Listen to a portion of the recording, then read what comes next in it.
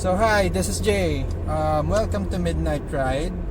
And my purpose is for us to have indirect communication by you liking this video and also leaving a comment of your own experiences, your own perspective of things, and the knowledge that you have from what you experience. So it's more of us having a community of experiences and growth and sharing ideas for us to be better in the future. So I could learn from you guys and you could learn from me, and that's all about it. So from my previous video, we talked about growth, and as much as I wanted to, I just have 4 steps in order for me to make or to push myself into growing or maturing from where I am right now. So yeah, according to my experience, there's just 4. So 1, that would be self. So you start with yourself, knowing yourself better, the skills, the specific attitude, behavior that you needed to accomplish something, and you needed to know yourself better in order for you to attain a goal or something that you really wanted. That promotes to the second one, which is passion. So the more you know yourself, the more you could have a certain passion for yourself, because this would be the pushing or the fuel that would push you forward to whatever it is that you wanted to attain to. So one, again, that's one, self.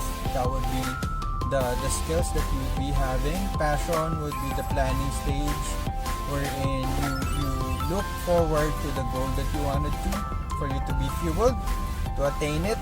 And then action or implementation, the exact implementation or action that you needed to attain the goal. And then of course, last would be seeing it through, the conclusion, making sure that whatever it is that you plan to do, you have to see it through to get it. Doesn't necessarily mean that you're gonna get it tomorrow, or it depends on the way how you planned it. So sorry, I'm driving. So it depends on how you plan. It depends on when you wanted to attain it, but it's really important, especially in the passion stage, that you also create a timeline. That's the one that I forget from last time. So make sure that you know when you attain it, just so you could have a timeline of what you're aiming at, what your goals are. And then if ever in the process you got challenged, you got mixed up with all of the things that you wanted to do, always go into step 1, or yourself. Then go back to step 2, which is your passion. Why are you doing this? And then move forward with go back to the action, and then make sure that you see it. So that's just for growth. So to elaborate it more, I told in my previous video that we'd focus one video for self, because self primarily is really important for you to know yourself better, especially when you have to do something. The way how you manage things, the way how you look, you interact, the way how you see yourself through to the way how you imagine yourself. So that's really important. So self. So for now, let's call this episode or video content as a puzzle piece. Actually, this puzzle piece part could end up with a lot of parts, because knowing yourself depends on your own perspective. So the one that I'll be sharing now it worked out for me. So make sure that if ever you're in this part wherein you're discovering yourself, you have to promote your own steps. If you're a complex guy, data-driven guy, make sure you have those skill sets or those data that could support you if you're a data-driven guy, or objectives or emotions if you're that kind of person who's subjective or emotional, or anything that are you're focusing into in terms of knowing yourself. So again, this is all based in my experiences. So if you happen to be a different type of person, kindly comment. I'll be glad to study it and then share it to you guys on how I understood it. But on my term, I'm the type of guy who is learning through experiences. That's why this is the type of sharing that I'll be giving out to you, the ones that I experienced, that I actually experienced. So let's start. Again, I picture everything as like a picture. That's why I call this puzzle pieces, because knowing yourself is really important. So for example, the way how I picture me knowing myself is through puzzle pieces. So for example, the way how I analyze things, the way how I think of or strategize something is a puzzle piece for my head. Okay, for my head. And then the way how I implement or do actions physically is another puzzle piece for my actions, for my arm. And then another puzzle piece is for my heart, for my emotions, for how I can, for my attitude, for my behavior. And then another puzzle piece for my foot to move forward. So just an analogy for us to have specific connection in terms of the topic that I'm discussing. So again, going back, knowing yourself, you know yourself, and you're discovering yourself. You start with just two. So that's first, knowing yourself by just two or just one aptitude of yourself. So let's just start with, what kind of person are you? Are you the subjective type or the objective type? Subjective means you play by emotions, or the objective type, you play by data, by knowing the numbers, by implicating something or implicating numbers or specific fact from what you're looking at. So that's one, knowing yourself, if you're that kind of person. So in terms of myself, since I'm an artist, I'm the type who is subjective. Okay, so and it depends on you if you're gonna accept it as a weakness or a strength. So which leads us to the second part. So the first part is subjective or objective, knowing your specifics. And then that's the first puzzle piece. Second would be I forgot already. But the second is about let me check. I'm back. So just review it. So again, the first part is if you're a subjective type or the objective. One being subjective, your emotions, the way how the person talks or interacts with you. And the second is by facts, by books, by numbers. So that's the second, or that's the second how the part where you are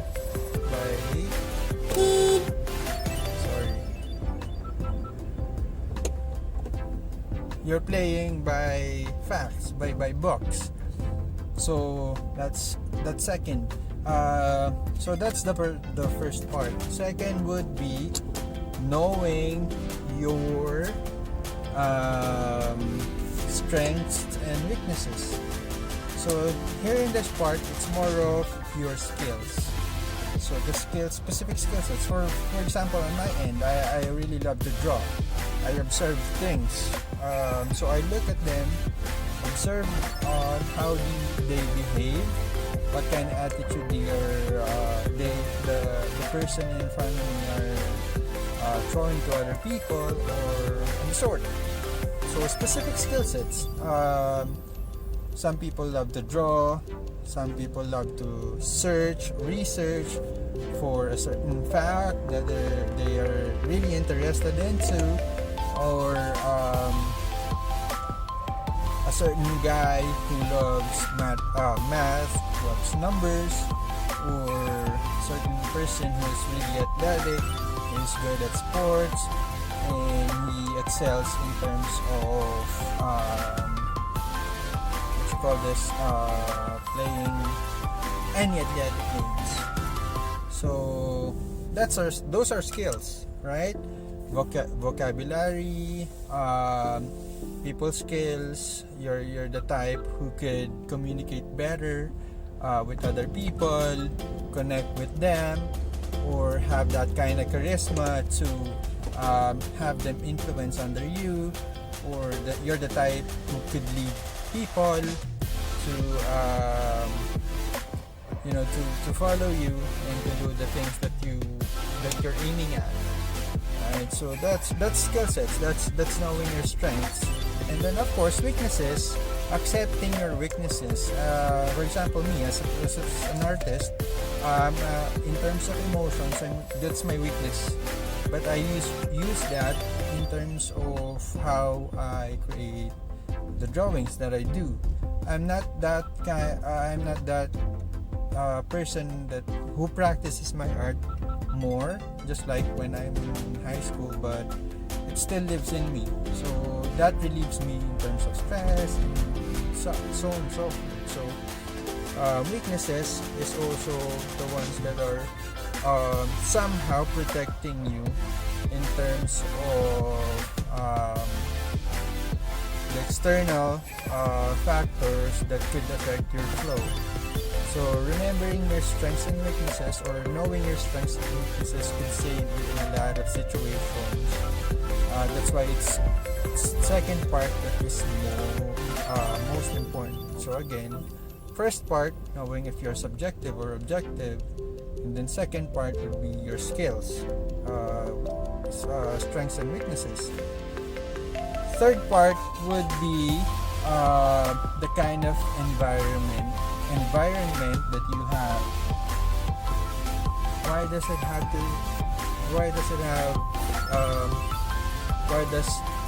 environment have to do with me, right? So it plays a big role. So one part of your environment is the one that you grow into. No matter how you're denying it, that the people in your community are acting this way, is also the fact that you're that kind of somehow person, because one way or the other, unconsciously you're gonna absorb some traits from where you grow into, and the earlier you got conscious about it, the better, regardless if it is good or right, because this is the part wherein you're gonna have your awakening as well. Remember, there are some people who change their lifestyle depending on the world they're into. So for example, you grew in your community, right? And then suddenly after college, or after high school, you got into college, you moved from one place to the other in order for you to finish your college. So for example, here in the Philippines, you could some students are living in the province but tend to finish college in Manila or in the city. After they finish college, it seems like they're a different person because their environment unconsciously shaped them to become that kind of person who let them learn, mutate, grow into that kind of person. That's why when they got back to their community, it seems like they're a different person. They look sophisticated. They dress better now after college or after they got work. So that's how environment are reshaping your personality and your behavior, your attitude. So that's the third part, environment. Fourth would be, of course, and this is one of the most important as well because without this you can't move forward because this is the root cause. So what is it's hereditary. So sometimes there are people who would tell you that that's how that person reacted. It's because that's his parents' attitude. That's her parents' behavior. So no matter how you don't want those characteristics you just have to be conscious about it for you to move forward from it. You just have to accept it. Sometimes it's a weakness that you could use as your strength, but it depends if you are that conscious on knowing what those characteristics are. So at the end of the day, at the end of the day, you came from your parents. Those behaviors that they had, technically, definitely, you would inherit it. Okay, so hereditary plays a big role as well in terms of knowing yourself or your puzzle pieces. So for me, it's just 4. Again, it's just 4. You could add more. Just comment it below, share, and subscribe if I really do make sense. I hope that I do so. And thank you very much if you're listening up until this part. And I'm hoping to create more videos and more elaboration or examples as we move forward. But to recap, knowing yourself, your puzzle pieces, it starts with 1. If you're an objective type person or subjective, you play by emotions or by facts, or by the things that you observe versus the things that you have read. That's 1. Number 2, your strengths and weaknesses. So it's very self-explanatory, but it plays your skills a big part of in terms of this one, the second part. So skills, strengths, and weaknesses. And then number 3 would be your environment. So no matter what you do, your environment would technically be reshaping you into someone that you are right now. And lastly, the root cause of everything, one of the most important, is hereditary. Okay, the genes, the blood, the very people that you came in from. So that's it. And hoping to see you or to talk to you again next time. Thank you very much and have a great one.